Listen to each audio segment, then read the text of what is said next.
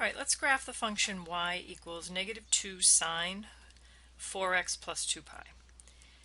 And the first thing I'm going to do is I'm going to find the amplitude. And I know the amplitude is the absolute value of a. So that's going to be the absolute value of -2, which is 2.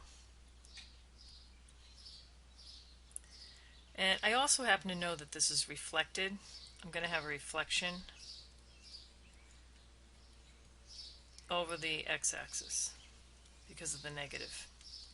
The period is always 2 pi over b, and b is 4. So my period is pi over 2. That means that one complete cycle, or one cycle will complete over pi over 2 radians. The phase shift is going to be negative because I've got a positive up here. So I know it's going to be negative, and it's c over b. So it's going to be 2 pi over 4, which is negative pi over 2. And something interesting happens when the amount of your phase shift is equal to your period, but we'll talk about that after we graph one cycle. There's no vertical shift, and that's because d is actually 0. We're not adding or subtracting anything outside the function. And so because the one in MyMathLab had a graph that was already marked out to 2 pi, I'm going to mark this out to 2 pi, but you get to pick your own scale. So I go out 8 units and put 2 pi, and the reason why I choose 8 is because I know I want to break this into halves and quarters, and so that's easier to do. So over 8 would be 2 pi, over 4 would be pi, and right here half of that is pi over 2. So really we're going to complete one cycle in a very small little area here. Alright, now I'm going to graph, when I graph one of these functions, I graph everything but the shift. So I know that my amplitude is 2, so my maximum value is going to be 2. My minimum value is going to be -2. And I know that with a sine curve, I'm going to have zeros at the beginning of the period, halfway, half of the period, and at the end of a period. So I've got beginning and end, and 0, this would be halfway. Right?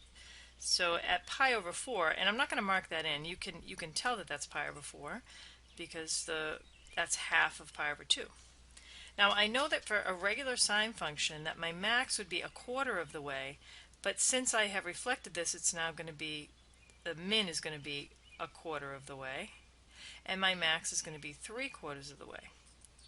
So I've got one cycle, and what I'm going to do is just break it. I'm going to draw it with a broken line, and this is very crowded. Again, I would, had this not been graphed this way on MyMathLab, I would have widened my scale out and not called this area out here 2 pi. I would have chosen maybe pi for that. But to make this similar to the problem in MyMathLab, and hopefully that it helps you understand the problem better, I decided to do that.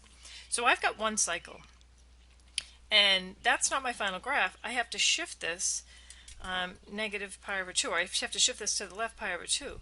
But when your shift is the exact same value as your period, you really don't have to shift anything. Because if I shifted this, I'm just going to get the same graph is going to completely follow right over here. I'm going to get the same exact graph. And so, had I shifted all of these over pi over 2, this point would go here. This middle point right here would be here. Okay, and the last 0 would be right at 0. I would have I just erased the 2's just because this is kind of crowded. I'm going to have, so I've shifted my zeros to the left. Each of them I've shifted them the equivalent of pi over 2.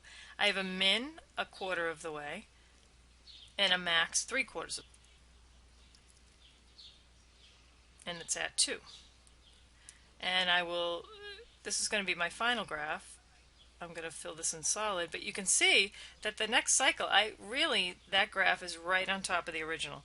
So when you have to shift something, the equivalent of the period, it doesn't change the graph at all.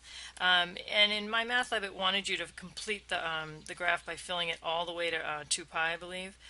Generally, I will have you sometimes I'll ask you to fill something in from 0 to 2 pi. Sometimes I'll just ask you to graph one cycle and make sure that your scale is correct.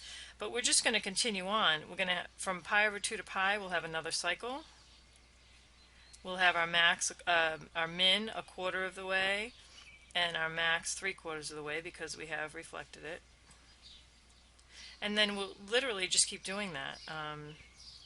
Again, at 3 pi over 2, we'll have our zeros at the beginning, halfway, and at the end. Our min a quarter of the way, our max 3/4 of the way, connect it.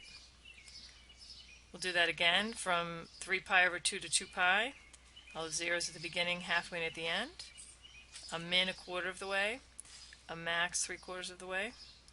So this is a little messy because it's kind of tight, but this is the answer to your graph.